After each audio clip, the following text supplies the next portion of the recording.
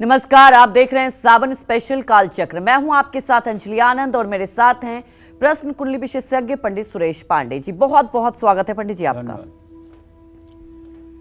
सावन में रुद्राभिषेक करने से पहले जानिए सही समय, सही तिथि, सही विधि और सही नियम।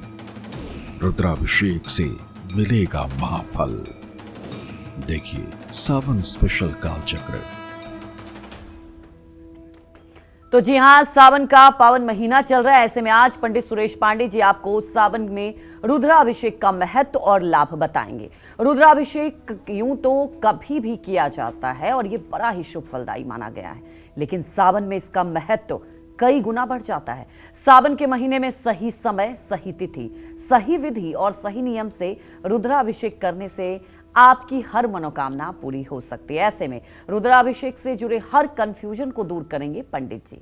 तो आप बने रहिए हमारे साथ और ध्यान से देखिए आज का सावन स्पेशल कालचक्र। इसके अलावा अगर आपका भी कोई सवाल है तो आप हमें फोन कर सकते हैं।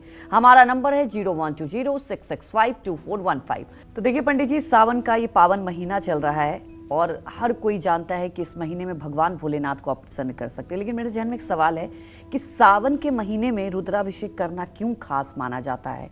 इसके पीछे क्या वजह है, हमारे दर्शकों को आप बताएं। देखो, प्रायः बात तो ये होती है कि सावन के महीने में सूर्य देव कर्क राशि में गोचर करते हैं और कर्क राशि चंद्रमा की राशि है। कर्क राशि चंद्रमा की राशि है। चंद्रमा के घर में जब सूर्य का प्रवेश होता है तो वो सावन का महीना कहलाता है। ऐसे में भगवान शिव जो रुद्र माने जाते हैं, जो रुद्र हैं, माने नहीं जाते हैं, जो रुद्र हैं, उनका अभिषेक, उनका पूजा पाठ सावन के महीने में विशेष रूप से फलदायी माना जाता है। और सावन के महीने में हर दिन हर क्षण भगवान शिव का अभिषेक, भगवान शिव का ध्यान, भगवान शिव के नाम मंत्रों का जप करना मनुष्य के सब प्रकार के दोषों को दूर करने वाला है। रुद्राभिषेक करने से घर की नकारात्मकता दूर होती है। बरसात के समय होता है सावन के महीने में। इस समय जीव जंतु कीटाणु बहुत सक्रिय हो जाते हैं। इस समय रोग भी बढ़ता है। रुद्राभिषेक करने से घर की निगेटिविटी पहली बात तो दूर होती है और रुद्राभिषेक करने से गलती से हुए पापों से भी मुक्ति मिलती है। भगवान रुद्र में सभी देवताओं का वास है और रुद्राभिषेक करने से सभी देवी देवताओं की कृपा प्राप्त होती है। कुंडली में राहु केतु का कितना भी दोष हो, अगर आप रुद्राभिषेक करेंगे तो उसका भी लाभ आपको मिलेगा। सावन के महीने में रुद्राभिषेक करना बहुत पुण्यदायी होता है। रुद्राभिषेक रुद्रा अष्टाध्यायी के मंत्रों के साथ किया जाता है। रुद्रा अष्टाध्यायी में 10 अध्याय हैं, जिनमें 8 अध्यायों से मूल रूप से रुद्रा अष्टाध्यायी कही जाती है उसको। अब आपको बताता हूँ कि रुद्रा अष्टाध्यायी क्या है और ये रुद्राभिषेक में कितना महत्वपूर्ण है। भगवान शिव का रुद्राभिषेक रुद्राष्टाध्यायी के मंत्रों के साथ किया जाता है। रुद्राष्टाध्यायी में कुल 10 अध्याय हैं, जिनका पाठ रुद्राभिषेक के समय किया जाता है। रुद्राष्टाध्यायी के 8 अध्याय बहुत महत्वपूर्ण हैं, जिसके कारण इसको रुद्राष्टाध्यायी कहा गया है। 8वां अध्याय सबसे महत्वपूर्ण होता है। इसे नमक चमक के नाम से जाना जाता है। नमक चमक का पाठ करने से भगवान शिव जल्दी प्रसन्न होते हैं। रुद्राष्टाध्यायी यजुर्वेद का एक अंग माना गया है। रुद्राष्टाध्यायी में भगवान शिव की महिमा का गुणगान किया गया है। तो इस तरह से रुद्राष्टाध्यायी के द्वारा रुद्राष्टाध्यायी का पाठ करते हुए यदि भगवान शिव का अभिषेक किया जाए तो निश्चित रूप से मनोवांछा की पूर्ति होती है। जय मां विंध्यवासिनी। तो देखिए, रुद्राभिषेक का महत्व और लाभ तो हमने जान लिए और अब पंडित जी से ये जानेंगे कि रुद्राभिषेक के लिए कौन सी तिथियां शुभ माना गया है। और ये समझते हैं पंडित जी से कि पंडित जी, आप ये भी बता दीजिए किस वक्त किस मुहूर्त में करना चाहिए। देखिए, अगर आप अपने घर में पूजा कर रहे हैं,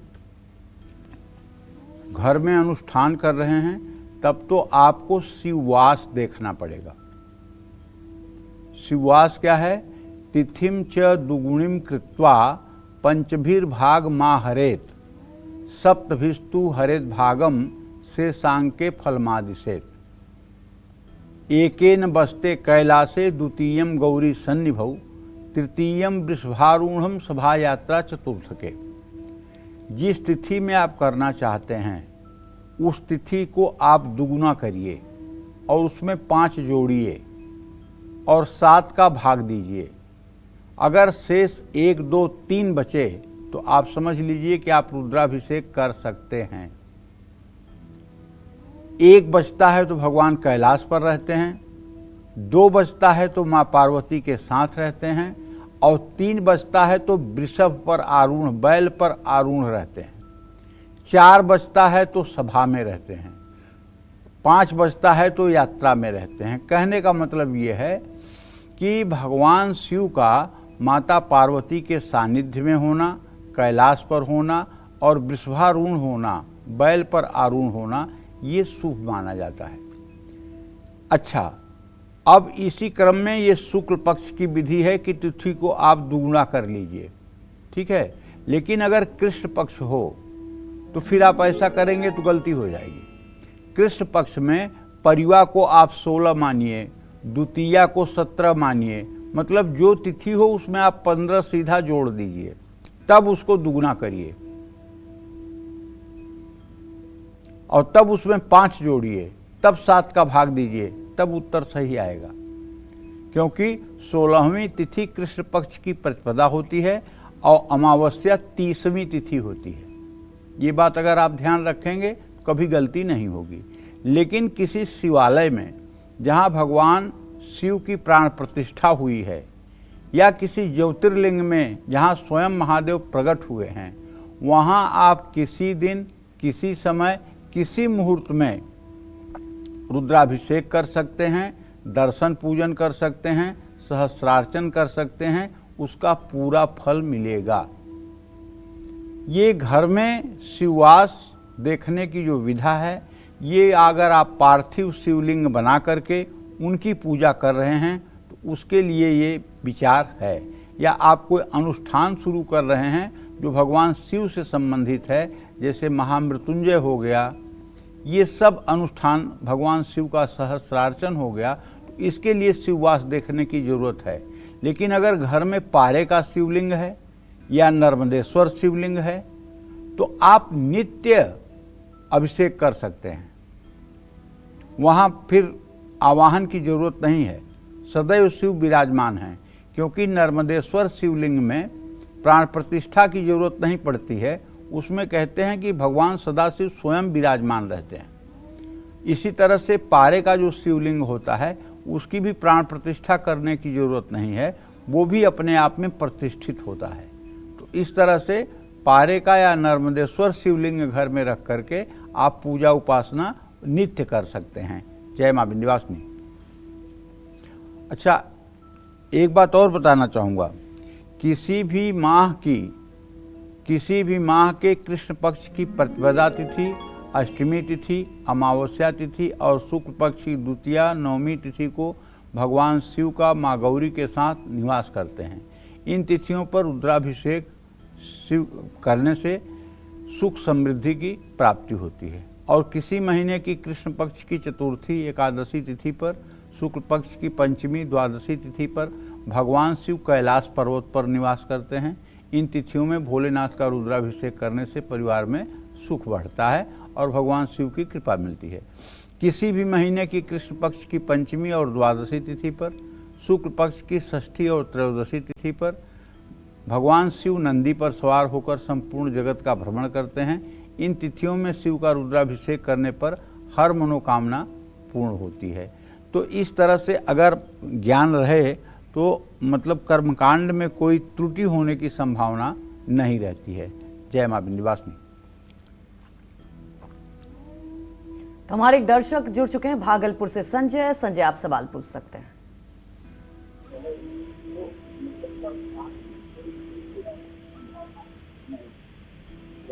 संजय सवाल पूछिए, टीवी का वॉल्यूम कम कर लीजिए, फिर सवाल पूछिए आप जल्दी। जी पंडित जी को प्रणाम। हाँ, सुखी रहिए, पंडित जी को प्रणाम। सुखी रहिए। हेलो। हाँ बोलिए, आप बोलते रहिए। जी पंडित जी को दैनिक प्रणाम। अच्छा तो बोलिए, प्रणाम तो कई बार कर चुके आप। मैं भागलपुर बिहार से बोल रहा हूँ। ठीक है, बताइए क्या बात। हमको 8 बच्ची है। अच्छा, सवाल जी पूछिए हमें 8 जल्दी बच्ची से। है, एक लड़का है, 2 का शादी कर चुके हैं। आर्थिक स्थिति ठीक नहीं है। मेरा जन्म 1965 में हुआ है, जन्म तारीख तो मालूम नहीं है। चलिए ठीक है, आपका प्रश्न मैं समझ गया। देखिए ऐसा है संजय बाबू, आप अपनी आर्थिक परिस्थिति को अगर ठीक करना चाहते हैं तो आपको हर शनिवार के शाम पीपल के पेड़ के नीचे सरसों के तेल का दिया जलाना चाहिए, पीपल की परिक्रमा करनी चाहिए, क्योंकि प्रचलित नाम के हिसाब से आपकी कुंभ राशि बनती है। इस समय शनि की 7.5 आपके ऊपर चल रही है और ये 7.5 आय स्रोत को अवरुद्ध करती है। अगर आप पीपल के पेड़ की पूजा करने लगेंगे और वहाँ दिया जला करके पीपल की परिक्रमा करेंगे और नित्य सुंदरकांड का पाठ करेंगे तो निश्चित रूप से आपकी परिस्थिति में सुधार होगा और आप अपनी जिम्मेदारियों का ठीक ढंग से निर्वाह कर पाएंगे। जय मां विंध्यवासिनी। तो देखिए आज महत्वपूर्ण चर्चा कर रहे हैं, लगातार हमारे साथ बने रहिए क्योंकि सावन का महीना चल रहा है और रुद्राभिषेक के नियम पंडित जी बता रहे हैं। पंडित जी एक सवाल मेरे जहन में आया, आज आप चर्चा कर रहे हैं महत्वपूर्ण, लेकिन सावन का महीना चल रहा है, जैसा आपने बताया कि कौन सी तिथि में किस वक्त करना चाहिए रुद्राभिषेक, क्या सावन के महीने में भी इन बातों का ख्याल रखना होता है या सावन में किसी भी दिन आप रुद्राभिषेक कर सकते हैं अगर घर में भी कर रहे हो तो? घर में करते हैं तो सावन में किसी भी दिन तो नहीं कर सकते। अच्छा, शिववास देखना ही पड़ेगा।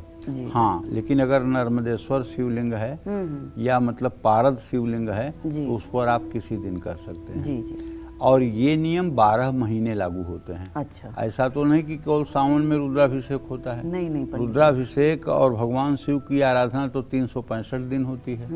तो ये जो शिववास का नियम है ये 12 महीने लागू होते हैं। अच्छा, लेकिन ज्योतिर्लिंग में या किसी शिवालय में जहाँ भगवान शिव की प्राण प्रतिष्ठा हुई है वहाँ के लिए कोई नियम नहीं है, वहाँ हर समय आप अभिषेक कर सकते हैं और उसका पूरा पुण्य फल आपको प्राप्त होगा।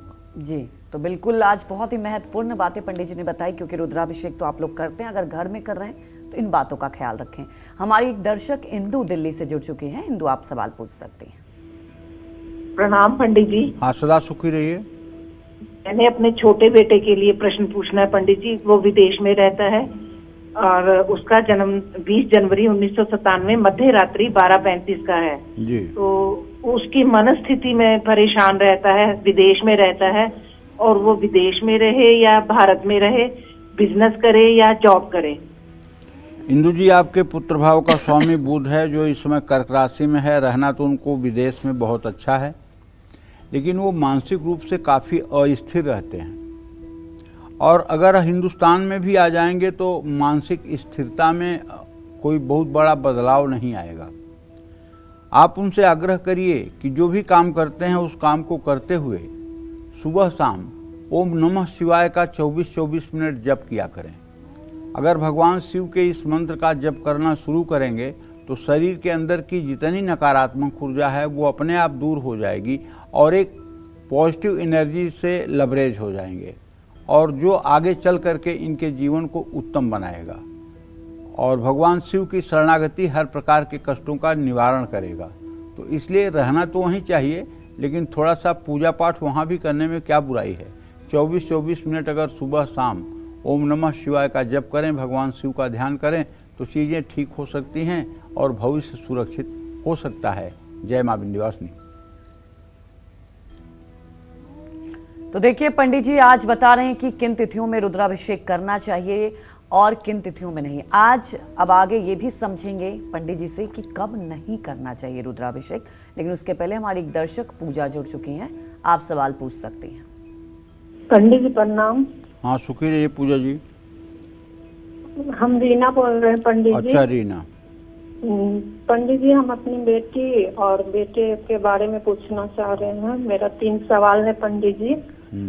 पंडित जी, मेरी बेटी का डेट ऑफ बर्थ है 25 जुलाई 1996 जी रात का 10:46 जी जन्म स्थान चितरंजन है। जी पंडित जी, उसकी शादी भी अभी तक नहीं हुई है। लड़का देख रहे हैं लेकिन कहीं सेटल नहीं हो पा रहा है, और उसकी नौकरी कब तक लगेगी। और दूसरा सवाल है मेरे बेटे के बारे में। उसका डेट ऑफ बर्थ है 13 जनवरी 2002। उसकी भी सेहत ठीक नहीं रहती पंडित जी, बार बार एक्सीडेंट कर जा रहा है। तो उसका जॉब कब तक लगेगा, स्वास्थ्य कब तक बढ़िया होगा। और मेरे पति के बारे में पूछना पंडित जी। मेरे पति और बेटे दोनों का एक्सीडेंट हो गया था अभी, मैंने साल में एक बार हो ही जा रहा है, तो उसका कोई उपाय बता दीजिए पंडित जी। और फिर कोई काम भी नहीं है अभी। देखिए, मैं आपको बताना चाहता हूँ, आपने अपने बेटी के विवाह के बारे में पूछा है, तो बताऊँ कि आपके पंचम भाव और उससे सप्तम भाव का स्वामी मंगल और सूर्य है। मंगल सूर्य की स्थिति परस्पर पंचम नवम है। बेटी के विवाह का संयोग बना हुआ है, इसमें ज़्यादा विलंब की स्थिति नहीं है। यहाँ तक मेरा मानना है कि अप्रैल 2026 तक इसका विवाह हो जाना चाहिए। दूसरी बात, इसके नौकरी के बारे में जो आपने पूछा है, तो दसम भाव का स्वामी मंगल शनि के साथ राष्ट्रक योग बना रहा है। सरकारी नौकरी का योग नहीं है। अगर ये प्राइवेट सेक्टर में नौकरी करने के लिए प्रयास करे तो इसे शीघ्र ही सफलता मिल सकती है, और ख़ास करके 28 जुलाई के बाद अगर प्रयास करेगी तो इसे अक्टूबर सितंबर के पहले पहले कोई न कोई जॉब मिल जाएगी। जहाँ तक आपने अपने बेटे के बारे में प्रश्न पूछा है, तो उसके बारे में बता दूं कि उसके छठे भाव का स्वामी बुध सूर्य के साथ चौथे घर में है। इसकी सेहत में भी थोड़ी सी गिरावट बनी रहती है, और मंगल केतु के युति के कारण दुर्घटनाएं भी हो रही हैं। तो ऐसे में दुर्घटनाओं से बचाव के लिए मेरा सीधा सीधा कहना है कि एक बार आपको अपने घर में महामृत्युंजय मंत्र का आयोजन करना चाहिए। और महामृत्युंजय मंत्र में 11 ब्राह्मणों द्वारा 1,40,000 महामृत्युंजय मंत्र का जप करवाना चाहिए। हवन तर्पण मार्जन करवाना चाहिए। ब्राह्मणों को भोजन दक्षिणा करानी चाहिए। इससे मतलब कि आपके घर में जो दुर्घटना की स्थिति है उससे निजात मिल जाएगी। दूसरी बात, आप अपने पति और बेटे से कहें कि जब भी वो घर से 5-7 किलोमीटर से ज़्यादा की यात्रा करना चाहें तो किसी जाते समय, घर से निकलते समय किसी शिव मंदिर में जाएं।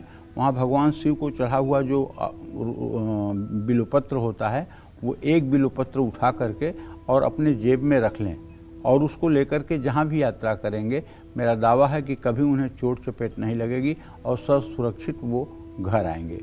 आपके पति का भी एक्सीडेंट हुआ था, लेकिन अब उनकी स्थिति मुझे इसमें ठीक दिखाई दे रही है, सेहत ठीक हो जाएगी। और जहाँ तक काम का प्रश्न है, तो काम के प्रश्न में तो यही कहना चाहूँगा कि राहु की स्थिति इस बात का संकेत है कि कोई विशिष्ट रूप से काम उनका हो नहीं पा रहा है। काम उनका हो, इसके लिए थोड़ी आप मदद करिए। और आप क्या मदद करेंगे उनकी, कि आप 10 बार रोज़ सुबह शाम, 10-10 बार रोज़ सुबह शाम दुर्गा चालीसा का 100 दिन पाठ कर डालिए। अगर 100 दिन तक लगातार आप दुर्गा चालीसा का पाठ दिया जला करके दुर्गा जी के चित्र के सामने करेंगी तो निश्चित रूप से घर की परिस्थितियां बदलेंगी। जय मां विंध्यवासिनी। तो चलिए चर्चा को आगे बढ़ाते हैं। पंडित जी, ये तो आपने बता दिया कि किन तिथियों में रुद्राभिषेक करना चाहिए, लेकिन हमारे दर्शकों को ये भी बताइए कि किन तिथियों में बिल्कुल ही नहीं करना चाहिए, भूलकर भी रुद्राभिषेक, किन बातों का ख्याल रखें। ये तो सीधी सी बात है, जिन तिथियों में बताया करना चाहिए, उसके बाद जितनी तिथियां शेष बचती हैं उसमें नहीं करना चाहिए। ये तो सीधी सीधी बात है। जिसमें करना चाहिए, दोनों पक्ष में 6-6 तिथियां करने वाली हैं, मतलब महीने में 12 दिन करने वाला है, बाकी 18 दिन नहीं करने वाला है। तो किसी भी महीने की कृष्ण पक्ष की सप्तमी, चतुर्दशी, शुक्ल पक्ष की प्रतिपदा, अष्टमी, पूर्णिमा तिथियों पर भगवान शिव का निवास श्मशान घाट पर रहता है। इन तिथियों में भोलेनाथ समाधि में लीन रहते हैं।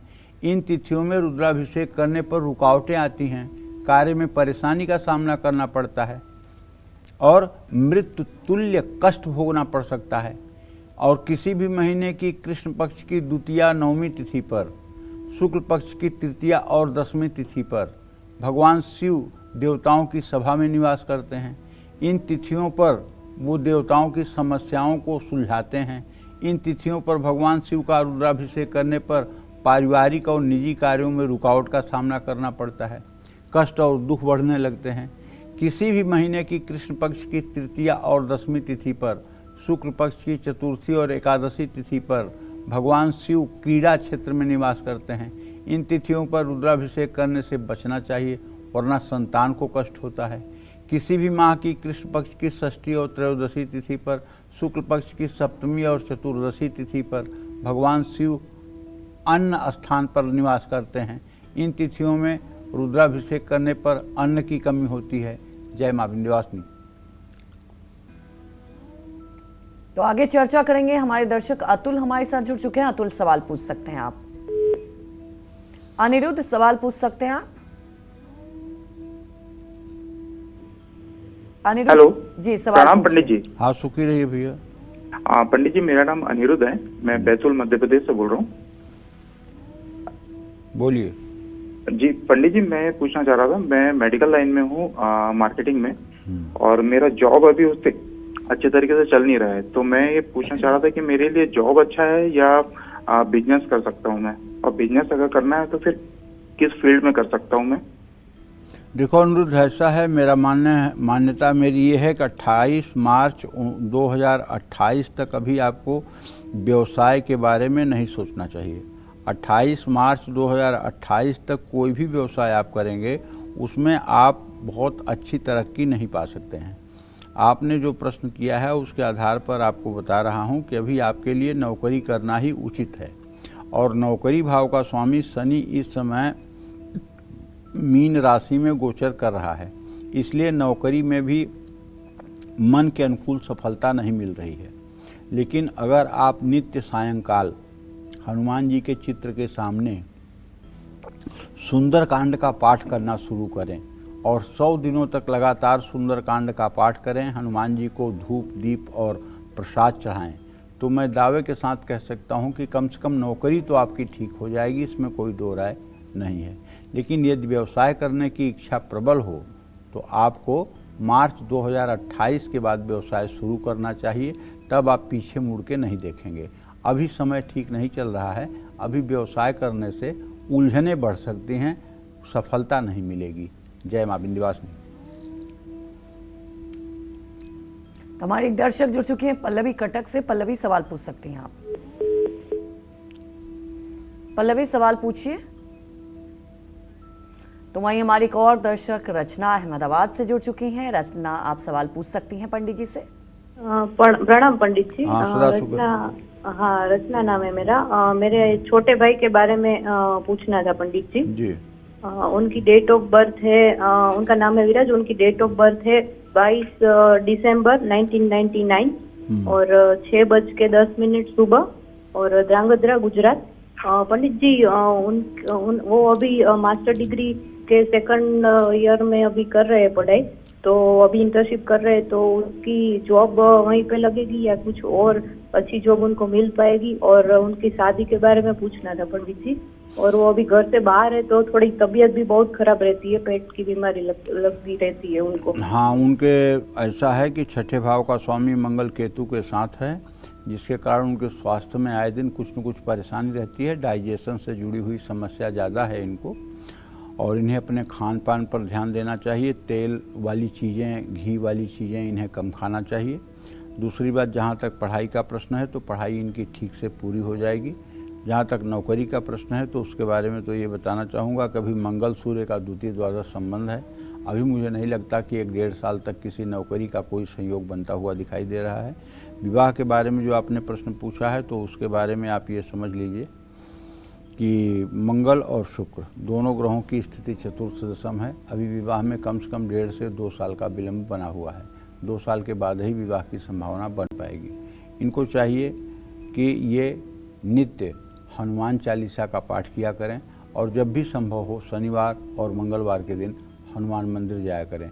वहाँ 5 मिनट बैठ करके हनुमान चालीसा का पाठ किया करें, और हनुमान जी को अपने हृदय में अपना इष्ट देव मान करके अगर पूजा आराधना शुरू करें तो भाग्य साथ देगा। जय मां विंध्यवासिनी। तो हमारे एक और दर्शक जुड़ चुकी हैं, आप भी सवाल पूछ सकती हैं। हेलो पंडित जी, प्रणाम। हाँ, सदा सुखी रहिए। पंडित जी, मैं अपने पति के बारे में पूछना चाहती हूँ। अपना नाम बता दीजिए। पंडित जी, मेरा नाम ज्योति है, यमुनानगर से बोल रही हूँ जी। जी। मेरे पति का जन्म है 10 तारीख 10वां महीना 1992। जी। समय है रात के 10:15 बजे। जी। सुबह के 10:15 बजे। जी। और मेरे बेटे का जन्म है 23 तारीख 7वां महीना सन 2019 रात के 10:15 बजे। और मेरी बेटी का 21 तारीख 11वां महीना 2020 7:05 पे रात को। क्या जानना चाहती हो? सर, मैं इनके भविष्य के बारे में जानना चाहती हूँ, बच्चों के और अपने पति के। उनका काम नहीं चल रहा अच्छी तरह से। रचना जी, मैं आपको बताना चाहूँगा कि आप निश्चिंत रहिए। भविष्य आपका और आपके परिवार का सुरक्षित है। वर्तमान समय बहुत अच्छा नहीं चल रहा है। वर्तमान समय में मंगल केतु की स्थिति और राहु केतु की स्थिति घर में पैसे के स्रोत को कमज़ोर बना रहा है। आपके पति का पुरुषार्थ इस समय उतना काम नहीं कर रहा है जितना काम करना चाहिए। अगर आप घर में रहती हैं और आप अगर गणेश जी की पूजा करते हुए रोज़ ओम गंग गणपताय नमः इस मंत्र का 10 माला जप करें घी का दिया जलाकर, तो ज़्यादा से ज़्यादा 100 दिनों के बाद ही आपको अपने घर की परिस्थिति में परिवर्तन दिखाई देगा। निश्चित रूप से परिवर्तन दिखाई देगा, इसमें कोई दो राय नहीं है। और इस मंत्र को लगातार अगर आपने 7 वर्षों तक कर दिया तो कभी पूरे जीवन आपको अभाव का सामना नहीं करना पड़ेगा। भगवान गणेश रिद्धि सिद्धि के दाता हैं और भगवान गणेश की उपासना आपके पति के लिए बहुत ही लाभकारी है। बच्चे आपके अभी बहुत छोटे हैं, उनके भविष्य के बारे में तो कुछ नहीं कहना चाहूँगा। उनके बारे में इतना कहना चाहूँगा कि हाँ, माँ विंध्यवासिनी उनका भविष्य मंगलमय करें, क्योंकि इतने छोटे बच्चों का कुछ कहा नहीं जा सकता है। क्योंकि 4 साल की उम्र तक बच्चा अपने माँ के पाप पुण्य पे पलता है और 8 साल की उम्र तक बच्चा अपने पिता के पाप पुण्य पर पलता है। 8 साल की उम्र के बाद ही उसके जीवन के उसके ग्रहों की शुरुआत होती है। तो इसलिए अभी छोटे हैं बच्चे, इनके बारे में फिर प्रश्न करिएगा। जय माँ विंध्यवासिनी। आज कालचक्र में पंडित सुरेश पांडे जी आपको रुद्राभिषेक से जुड़ी सबसे सही सटीक बातें बता रहे हैं। तो चलिए अब बात करते हैं उन बातों की जिससे सावन के महीने में रुद्राभिषेक करने से आपकी नौकरी और शादी से जुड़ी तमाम मुश्किलें खत्म हो जाएंगी। ये जानते हैं पंडित जी से। बताएं पंडित जी। देखिए, नौकरी में विरोधियों के कारण अगर आपका काम हमेशा नज़रअंदाज किया जा रहा है, दिनों दिन कारोबार में घाटा बढ़ता जा रहा है, किसी न किसी कारण से विवाह में विलंब हो रहा है, बहुत कोशिश करने के बाद भी प्रतियोगी परीक्षा में असफलता हाथ लग रही है, शादी, नौकरी, कारोबार, पढ़ाई में सफलता पाने के लिए रुद्राष्टाध्यायी का पाठ करते हुए भगवान शिव का दूध और दही से अभिषेक करना चाहिए। अभिषेक करने के लिए चांदी की श्रृंगी अपने पास रखिए। चांदी की श्रृंगी, उसमें श्रृंगी में होता तो है गिलास के ही आकार का, लेकिन नीचे पतला होता है और उसके मुंह पर एक गोमुख बना होता है, गाय का मुंह बना होता है और उसमें छेद होता है। उसी छेद से निकल करके जल, दूध, गन्ने का रस वो भगवान शिव के शिवलिंग पर गिरता है। यही है अभिषेक की विधि। तो भगवान शिव के प्रकाशमय स्वरूप का मन में ध्यान करना चाहिए। चांदी की श्रृंगी में दूध दही भरकर शिवलिंग पर दूध और दही की पतली धार से रुद्राभिषेक करना चाहिए। भगवान शिव को धतूरे का फूल, सफ़ेद मंदार के पुष्प, समी पत्र ये सब चढ़ाना चाहिए और जितना संभव हो सके ओम नमः शिवाय का जप करना चाहिए। पूजा करने के बाद शिवलिंग को साफ जल से धोकर शुद्ध वस्त्र से अच्छी तरह से पोंछकर साफ कर लेना चाहिए और उसके बाद पुनः बिल्वपत्र चढ़ाना चाहिए, भस्म विभूति चढ़ाना चाहिए, जल भी गिराते रहना चाहिए। हो सके तो रुद्राक्ष की एक माला पहना देनी चाहिए, हो सके तो एक जनेऊ भगवान शिव को धारण करवा देनी चाहिए और उसके बाद उनके लिए नैवेद्य और फल की व्यवस्था करनी चाहिए। उसके बाद एक पान का बीड़ा, पहले पानी अर्पित करें, फिर पान का बीड़ा अर्पित करें, फिर 5 बत्तियों वाले दिए से भगवान शिव की आरती करें और आरती करने के बाद आधी परिक्रमा करें। वो जो भगवान का शिवलिंग का जल निकलता है वो नाली को क्रॉस न करें, आधी परिक्रमा करें और इसके बाद दोनों हाथों में फूल लेकर के और बेलपत्र लेकर के भाव विभोर होकर के शिव तांडव स्तोत्र पढ़ें। अगर नहीं याद है शिव तांडव स्तोत्र तो अपने YouTube में बजा लीजिए।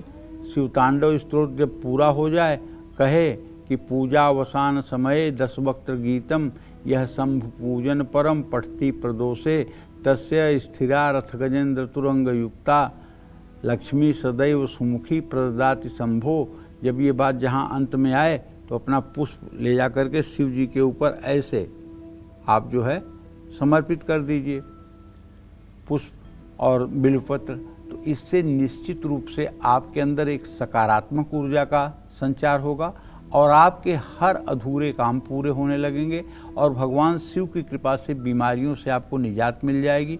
भगवान शिव की कृपा से आपके चेहरे का तेज बढ़ जाएगा और भगवान शिव की कृपा से दुश्मन भी आपके साथ दोस्त का व्यवहार करने लगेंगे। जय मां विंध्यवासिनी।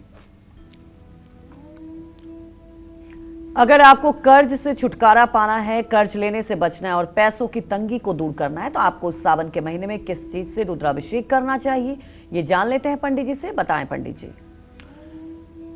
देखो, पैसों की तंगी के कारण कर्ज लेने की नौबत आ जाती है, बहुत लोगों को आ जाती है क्योंकि गृहस्थ आश्रम है और आमदनी का तो भरोसा नहीं कि हर समय एक जैसी रहेगी, लेकिन खर्च जब तक शरीर है तब तक खर्च अनवरत रहेगा, दिन में भी रहेगा, रात में भी रहेगा, हर समय रहेगा। आदमी चाहे जितना सोच समझ करके खर्च करे, लेकिन ज़िंदगी में भोजन, दवाई, बच्चों की परवरिश, ये सब ऐसे कार्य हैं, माता पिता का इलाज, बच्चों का इलाज, इन्हें नज़रअंदाज नहीं किया जा सकता। इन कामों को करने के लिए कर्ज भी लेना पड़ता है। एक बात बहुत स्पष्ट कहना चाहूँगा, कोई आदमी बहुत पाप करते हुए भी दिन दूना रात चौगुना बढ़ता जा रहा है, दिन दूना रात चौगुना उसकी उन्नति होती जा रही है। उसको देखकर आपको लगता है कि अरे मैं तो इतना सत्मार्ग पर हूँ, मैं इतना दुखी हूँ और ये इतना पाप कर रहा है और इतना आगे बढ़ा जा रहा है। तो देखिए, इसमें ये बात आप जान लीजिए, जो हमारे शास्त्र कहते हैं वो बात मैं आपको बता रहा हूँ कि न ही को सुख और दुख कर दाता, निजकृत कर्म भोग सब भ्राता। अपने पूर्व जन्मों का जो पाप पुण्य का हिसाब है उसके हिसाब से हमें यहाँ सुख दुख मिल रहे हैं। जो गलत करके भी सुखी है उसका पूर्व जन्म का प्रारब्ध कुछ ज़्यादा ही अच्छा है और वर्तमान में अगर वो अच्छा नहीं कर रहा है तो उस अपने पुराने बैलेंस को वो खा रहा है। जिस दिन उसका वो पुण्य का प्रारब्ध खत्म होगा और नवीन पाप कर्म उसके उदय होंगे, उस दिन फिर उसकी ऐसी दुर्गति होगी कि दुर्गति शब्द भी उसके लिए छोटा पड़ जाएगा।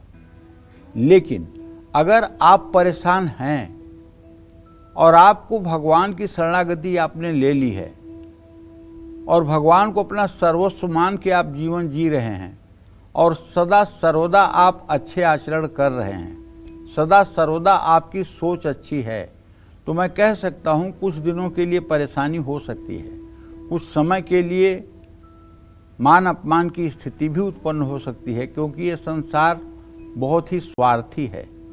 इस संसार में बिगड़े भाई न बिगड़े बंधु, बिगड़े बैल न रोपे कंध, बिगड़े खेत बीज लय मरे, बिगड़े नारी संग न धरे। जब समय खराब होता है तो बहुत कम ही लोग होते हैं जो साथ देते हैं, नहीं तो सब लोग मुंह मोड़ लेते हैं। रहीमन विपदा हूँ भली जो थोड़े दिन होए, हित अनहित या जगत में जान पड़े सब कोय। भगवान से प्रार्थना करनी चाहिए कि भगवान थोड़े दिनों के लिए विपत्ति दे दो। उस विपत्ति से क्या फ़ायदा होगा? उस विपत्ति से फ़ायदा होगा कि आप समाज में अपने हित और अनहित करने वालों को पहचान जाएंगे। जो विपत्ति में आपके साथ डट कर खड़े रहेंगे वो सच्ची में आपके शुभ चिंतक हैं, और जो विपत्ति आपके ऊपर सुनते ही आपसे बात करना बंद कर दें और आपकी बुराइयां गिनाना शुरू कर दें तो आप समझ लीजिएगा कि ये मतलब परस्त और मौका परस्त लोग हैं। रहीमन विपदा हूँ भली जो थोड़े दिन होए। रहीमदास जी कहते हैं विपदा अच्छी है लेकिन थोड़े दिन के लिए। क्यों अच्छी है? हित अनहित या जगत में हित और अनहित करने वाले इस जगत में पहचाने जा सकते हैं। तो इसलिए भगवान को चाहिए कि हर व्यक्ति के जीवन में थोड़े समय के लिए विपत्ति जरूर दे दे, ताकि वो समाज में अपने शुभचिंतक और अपने प्रति खराब व्यवहार करने वालों की पहचान कर पाए। प्रॉपर्टी में अगर हमेशा आपको नुकसान उठाना पड़ रहा है, वाहन का सुख नहीं मिल रहा है, आपको लगता है कि माँ लक्ष्मी आपसे रूठ गई हैं, धन लाभ और कर्ज से छुटकारा पाने के लिए रुद्राष्टाध्यायी का पाठ करते हुए भगवान भोलेनाथ का गन्ने के रस से अभिषेक करना चाहिए। वैसे मैं आपको बता दूं कि गन्ने के रस से अभिषेक करने से अगर कोई रोगी है, बीमार है ना, तो आप एक बाल्टी पानी में, जल में, उसमें थोड़ा गंगा जल और कुसा डाल दीजिए और उस जल से अभिषेक करिए। मेरी गारंटी है रोग ठीक हो जाएगा। अगर आपको संतान नहीं है या संतान होकर के बीमार है या संतान के प्रति कोई चिंता है या संतान को कोई ग्रह है, मार्केस की स्थिति है, तो मैं विश्वास के साथ कह रहा हूँ, मेरा रोम रोम बोल रहा है कि अगर आप गाय के दूध से एकादशनी रुद्राभिषेक, एकादश पाठ रुद्राभिषेक के करवाते हुए यदि भगवान शिव का अभिषेक कर दें और 1000 बेलपत्र से भगवान शिव का सहस्त्रार्चन कर दें तो आपके संतान सुख में 4 चांद लग जाएगा। दुनिया की कोई ताकत नहीं है कि कोई प्रश्न चिन्ह खड़ा करे। इसी तरह से यदि आप आर्थिक अभाव से जूझ रहे हैं, लक्ष्मी की कृपा आप पर नहीं बन पा रही है, आपके सारे उद्योग विफल हो रहे हैं, अरे कहते हैं ना, न ही दरिद्र सम दुख जगमाही, संत मिलन सम सुख कछु नाही। सचमुच बात यह है कि दरिद्रता से बढ़ कर के कोई कष्ट इस दुनिया में नहीं है, कोई दुख नहीं है। सबसे बड़ा दुख दरिद्रता है, लेकिन सबसे बड़ा सुख अमीरी नहीं है। सबसे बड़ा सुख सत्संग है, संत मिलन है। संत कौन होते हैं? जिनका मन परोपकार में लगता है। परहित बस जिनके मन माही, तिनकह जग कछु दुर्लभ नाही। संत हृदय नवनीत समाना, कहा कबिन पर कहई न जाना। निज परिताप द्रवहि नवनीता, पर परिताप संत पुनीता। संत वो होते हैं जो दूसरों का कष्ट देख करके स्वयं पिघल जाते हैं, जो दूसरों का कष्ट देख करके बेचैन हो जाते हैं, दूसरों का सुख देख करके सुखी हो जाते हैं, और जो दूसरों का कष्ट देख करके हर्षित हो जाते हैं, वही इस दुनिया के सबसे बड़े राक्षस हैं। जो दूसरों के कष्ट में अपनी उपलब्धि मानते हैं, दूसरों को कष्ट देने में सुख महसूस करते हैं। तो हमारा कहना ये है कि अगर आप गन्ने के रस से अभिषेक करना शुरू कर दें, अच्छा चलिए ठीक है, अगर घर में आपके पारे का शिवलिंग है और रोज़ आप चीनी का थोड़ा सा रस बना लीजिए गिलास में, और चीनी का रस बना करके गिलास में, और सिंगी अगर नहीं भी है तो पीतल की गिलास से ही सही धीरे धीरे गन्ने के रस की धारा देते हुए, और अगर आप रुद्र सूक्त भी नहीं कर पा रहे हैं तो ओम नमः शिवाय, ओम नमः शिवाय, ओम नमः शिवाय, ओम नमः शिवाय करते हुए आप गिराइए और रोज़ ये उपाय करके देखिए। 1 साल करके देखिए, आपके घर में अगर लक्ष्मी का अस्थायी वास न हो जाए तो कहिए। अब इसी तरह से शहद से, चाहे जितना घर में बीमारियां हों, दवाई के डब्बे आपने बना रखे हुए हैं, दवाइयां दोनों समय खानी पड़ रही है, एक कोई ठीक हो रहा है तो दूसरे का इलाज चल रहा है, तो ऐसे में अगर आप शहद से शिवलिंग का रोज अभिषेक करना शुरू कर दें, घर में पारे का शिवलिंग है या नर्मदेश्वर शिवलिंग है, रोज अभिषेक करना शुरू कर दें, निश्चित रूप से आपके घर से बीमारी भाग जाएगी। और शहद से अभिषेक करने के बाद शुद्ध जल से शिवलिंग को साफ करें। उसके बाद में अगर चर्म रोग है शरीर में और ठीक नहीं हो रहा है तो दही से अभिषेक कर लीजिए। अगर सुंदरता के कारण आपके विवाह में दिक्कत आ रही है, आपकी यश कीर्ति नहीं बढ़ रही है, तो गाय का घी पिघला लीजिए और जब वो ठंडा हो जाए तो उससे शिवलिंग का अभिषेक कर दीजिए। तो देखिए आपकी सुंदरता में 4 चांद लग जाएगा और आपकी यश कीर्ति का विस्तार हो जाएगा। मैंने बताया सारा उपाय आपको कि किस चीज़ से अभिषेक करके क्या आप प्राप्त कर सकते हैं। कुछ लोगों के पास, जिनके पास समय नहीं होता है, वो लोग पंचामृत बना लेते हैं इन 5 चीज़ों का और एक साथ पंचामृत से अभिषेक कर देते हैं, वो भी बात ठीक है। तो भगवान शिव के नीलकंठ स्वरूप का मन में ध्यान करना चाहिए। चांदी की श्रृंगी में गन्ने का रस भरकर शिवलिंग पर गन्ने के रस की पतली धार से रुद्राभिषेक करना चाहिए। भगवान भोलेनाथ को बेलपत्र जरूर चढ़ाना चाहिए और शिव गायत्री मंत्र का जप करना चाहिए। पूजा करने के बाद शिवलिंग को साफ जल से धोकर शुद्ध वस्त्र से अच्छी तरह से पोंछकर उनके ऊपर सफ़ेद वस्त्र, जनेऊ, रुद्राक्ष की माला, भस्म विभूति, धतूरे का फूल, समी का पत्ता, ये सब वस्तुएं अर्पित करके धूप दीप से पूजन करके उन्हें बढ़िया थाली में फलों का भोग लगा करके और 5 बत्ती वाले दिए से आरती करनी चाहिए।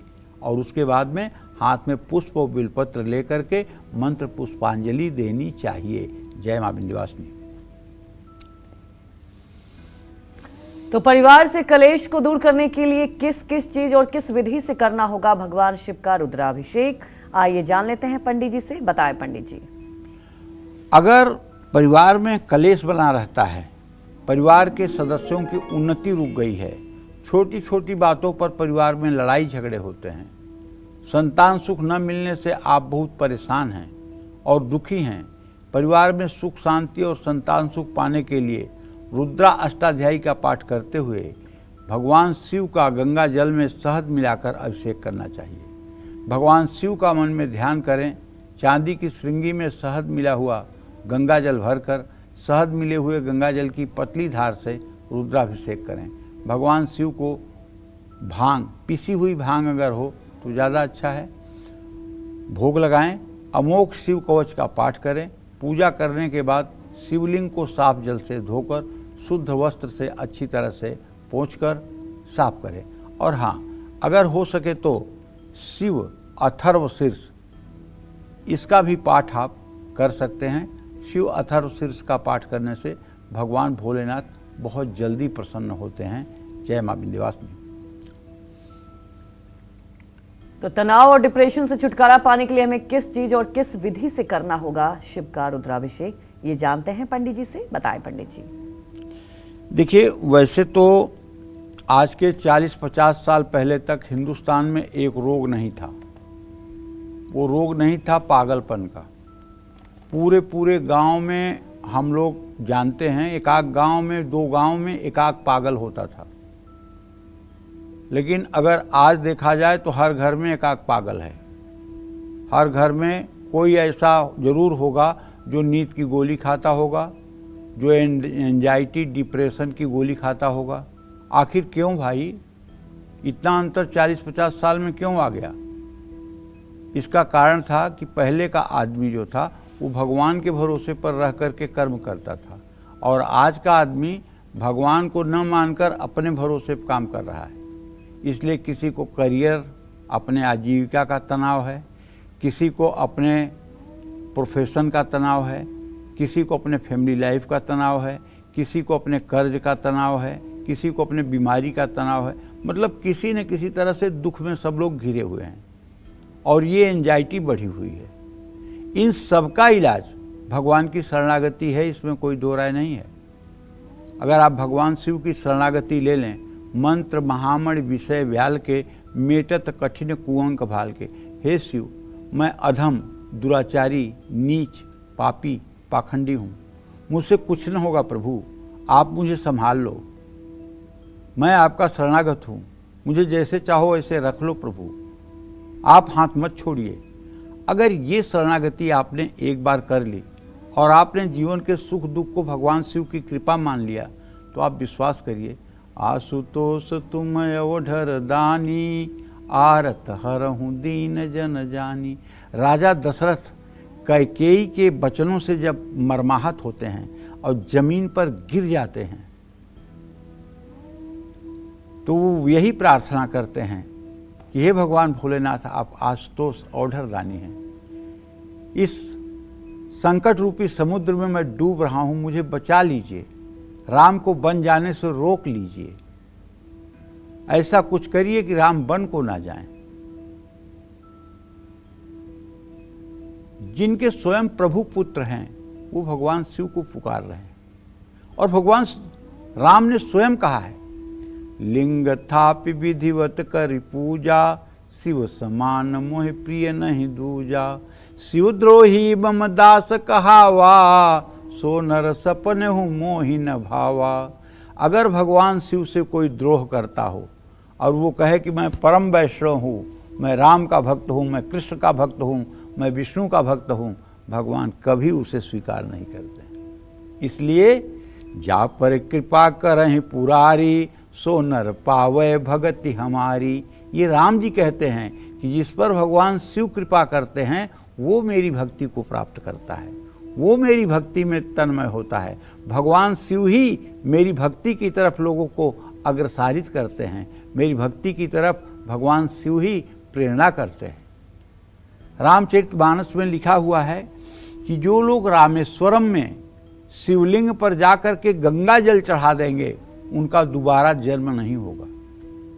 गंगा जल कौन सी बड़ी चीज़ है भाई, एक तांबे का थर्मस ले लो, हरिद्वार से या कहीं से गंगा जल ले लो और मदुरई चले जाओ। हवाई जहाज़ से जाना है या ट्रेन से जाना है, वहाँ से 160 किलोमीटर रामेश्वरम है, वहाँ पहुँच करके वहाँ के पुजारियों से हाथ मिनती जोड़ के और गंगा जल चढ़वा दीजिए शिवलिंग पर, आने जाने से मुक्ति।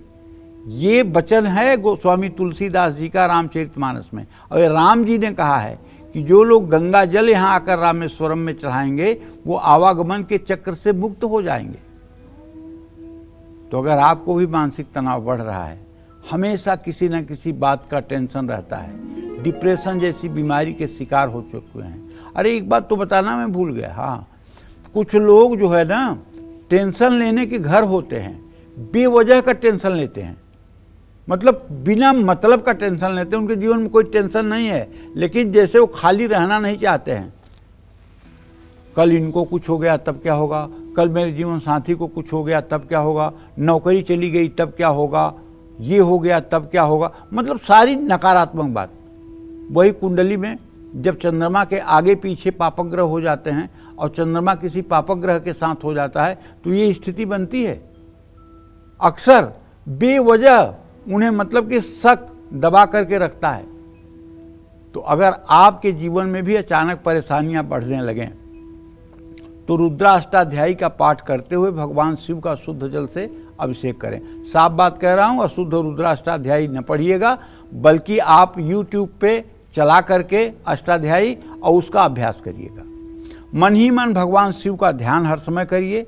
चांदी की श्रृंगी में जल भरकर शिवलिंग पर जल की पतली धार बनाते हुए रुद्राभिषेक करें। अगर चांदी की श्रृंगी आप नहीं ले सकते हैं तो पीतल की भी श्रृंगी मिलती है, पीतल की श्रृंगी ले लीजिए, उससे भी कोई दोष नहीं होता है। उसमें आप शहद भी डाल सकते हैं, चीनी का रस भी डाल सकते हैं, कोई दोष नहीं होगा। तांबे की श्रृंगी से केवल जल से और दूध से अभिषेक किया जाता है, ये बात समझ लेना चाहिए। भगवान शिव को सफ़ेद पुष्प बहुत पसंद है। शिव मंदिर में बैठकर शिव चालीसा का पाठ करना चाहिए। पूजा करने के बाद शिवलिंग को साफ जल से धो करके शुद्ध वस्त्र से अच्छी तरह से पोंछ करके धूप दीप नैवेद्य बेलपत्र जल और भांग धतूरा ये सब चीज़ें अर्पित करनी चाहिए। 5 दिए वाली बत्ती से भगवान की आरती करनी चाहिए और उसके बाद साष्टांग प्रणाम करके अपने गलतियों के लिए क्षमा मांगनी चाहिए। जय मां विंध्यवासिनी। हम सब जानते हैं कि रुद्राभिषेक करने से महादेव सबसे जल्दी प्रसन्न होते हैं। लेकिन क्या आपको पता है, सही विधि और सही समय में ही रुद्राभिषेक करने से पूरा फल मिलता है। ऐसे में अगर आपको बीमारियों से मुक्ति और लंबी आयु चाहिए तो आपको सावन में भगवान शिव का किस चीज से रुद्राभिषेक करना चाहिए, ये जान लेते हैं पंडित जी से। बताएं पंडित जी। देखिए, सही बात यह है कि अगर बीमारियां पीछा नहीं छोड़ रही हैं, घर में कोई न कोई सदस्य हमेशा बीमार रहता है, बार बार आपके साथ दुर्घटना हो रही है, तो आप एक बार तो अपने घर का वास्तु चेक करवा लीजिए। मैं कह रहा हूँ, अगर ज़मीन पर आपका घर बना हुआ है तो उसका तो ज़रूर वास्तु चेक करवाइए। अगर आप किसी सोसाइटी में 3 फ्लोर के बाद ऊपर रहते हैं तो हो सकता है न भी आप वास्तु चेक करवाइए तो कोई बहुत असर नहीं होगा, क्योंकि ज़मीन से जुड़ा जो मकान होता है उसमें ज़मीन और उसके ऊपर के फ्लोर तक वास्तु दोष बहुत ज़्यादा होता है। तो पहली बात तो वास्तु दोष नहीं होना चाहिए। दूसरी बात, रोगों से मुक्ति और लंबी आयु पाने के लिए भगवान शिव की शरणागति लेना चाहिए। भगवान शिव का घी और शहद से अभिषेक करना चाहिए। हो सके तो बाल्टी के पानी में कुसा डाल करके और उस जल से अभिषेक कर सकते हैं। भगवान शिव के त्रयंबक स्वरूप का मन में ध्यान करना चाहिए। चांदी की श्रृंगी में घी और शहद भरकर शिवलिंग पर घी और शहद की पतली धार से रुद्राभिषेक करना चाहिए। भगवान शिव को धतूरा, भांग, सफ़ेद मंदार के पुष्प अर्पित करना चाहिए। महामृत्युंजय मंत्र का 10 माला जप नियम से पूरे सावन महीने में करना चाहिए। पूजा करने के बाद शिवलिंग को साफ जल से धोकर शुद्ध वस्त्र से अच्छी तरह से पोंछकर उनके ऊपर भस्म, विभूति, रुद्राक्ष की माला, जनेऊ, बिल्वपत्र, फिर जल, ये सब चीज़ें अर्पित करके भोग सामग्री, नैवेद्य अर्पित करना चाहिए। फल अर्पित करना चाहिए। पान का पत्ता पान का बीड़ा अर्पित करना चाहिए और 5 बत्ती वाले दिए से भगवान शिव की आरती भी करनी चाहिए और आधी प्रदक्षिणा भी करनी चाहिए और मंत्र पुष्पांजलि भी अर्पित करना चाहिए। ऐसा करने से भगवान शिव की कृपा मिलती है। जय मां विंध्यवासिनी। तो चलिए अब बात कर लेते हैं आज के लकी ईमेल कुंडली विजेता की। और आज के हमारे ईमेल कुंडली विजेता हैं पलवल के रहने वाले गौरंग अरोरा, और इन्होंने हमें मेल करके अपने करियर के बारे में जानना चाहा है। पंडित जी से इनके भविष्य के बारे में जानते हैं। पंडित जी, इनकी डिटेल मैंने आपको बता दी है और इन्होंने सवाल पूछा है कि पिछले 8 साल से लगातार ये शो देख रहे हैं, करियर को लेकर बहुत परेशान है, कृपया मार्गदर्शन करें और उपाय भी बताएं, और आगे फ्यूचर कैसा रहेगा, सेहत कैसी रहेगी। देखिए, ऐसा है कि आपका जन्म 22 मार्च 2001 को 5:41 पर शाम को पलवल हरियाणा में हुआ। आपका जन्म सिंह लग्न और कुंभ राशि में हुआ है। मैं कहना चाहूँगा, लग्न पर बुध और चंद्रमा की दृष्टि है। स्वास्थ्य की दृष्टि से आप अच्छे हैं। इस समय आपकी बृहस्पति की दशा में शुक्र की अंतर्दशा चल रही है।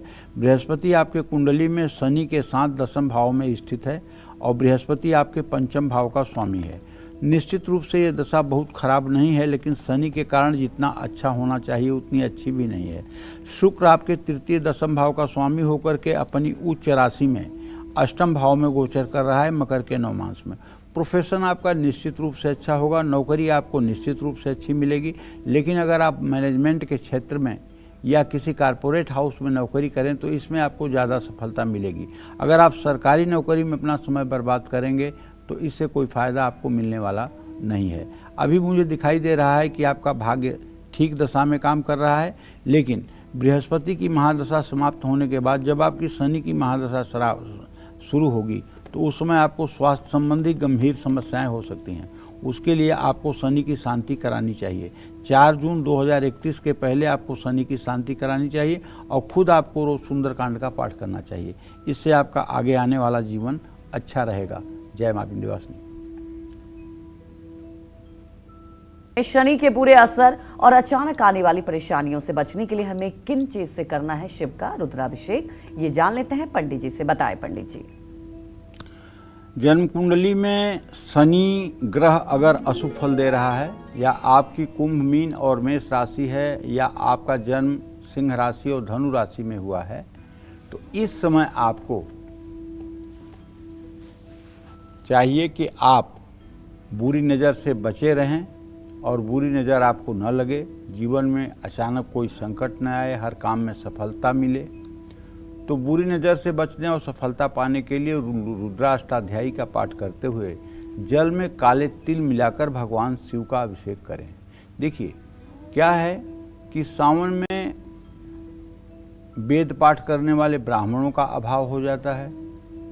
जब आप अभिषेक करना चाहते हैं मंदिर में तो मतलब कि ब्राह्मण नहीं मिल पाते हैं, और क्योंकि रुद्री का पाठ इतना कठिन पाठ है कि संस्कृत पढ़ने वाले भी रुद्री का पाठ नहीं कर सकते हैं। ये शुद्ध रूप से यजुर्वेद है। बिना किसी गुरु के द्वारा रुद्राष्टाध्यायी को पढ़े, बिना किसी विद्यालय में इसका अभ्यास किए, रुद्रा अष्टाध्यायी का पाठ ऐसा नहीं है कि आप कर लें, क्योंकि बहुत ही क्लिष्ट है और इसमें गलतियों की संभावना ज़्यादा है। तो इसलिए मैं आपसे कहना चाहूँगा कि यदि आपको करना है तो आप अपने मोबाइल के YouTube में रुद्र सूक्त चला दीजिए, और रुद्र सूक्त में 16 मंत्र रुद्रा अष्टाध्यायी के 5वें अध्याय के शुरुआत के 16 मंत्र चलेंगे। इससे भी अभिषेक किया जाता है। अगर आप एकादशनी रुद्राभिषेक नहीं कर रहे हैं, माने 11 पाठों से रुद्राभिषेक नहीं कर रहे हैं और सामान्य रुद्राभिषेक कर रहे हैं, तो आप इस पाठ से भी कर सकते हैं। भगवान शिव के नीलकंठ स्वरूप का मन में ध्यान करें, शिव जी को सफ़ेद पुष्प चढ़ाएं, शिव चालीसा का पाठ करें। पूजा करने के बाद शिवलिंग को साफ जल से धोकर शुद्ध वस्त्र से अच्छी तरह से पोंछकर साफ करें और धूप दीप नैवेद्य से पूजन करें। जय मां विंध्यवासिनी। पंडित जी, हमारे दर्शकों को इतनी महत्वपूर्ण जानकारी देने के लिए आपका बहुत बहुत धन्यवाद। उम्मीद यही करते हैं कि आपको भी आज का हमारा विषय बहुत पसंद आया होगा। कल फिर एक नए विषय और आपकी परेशानियों को दूर करने के लिए ढेरों उपाय लेकर आएंगे हम पंडित सुरेश पांडे जी के साथ। तब तक कालचक्र की पूरी टीम को अनुमति दीजिए। नमस्कार।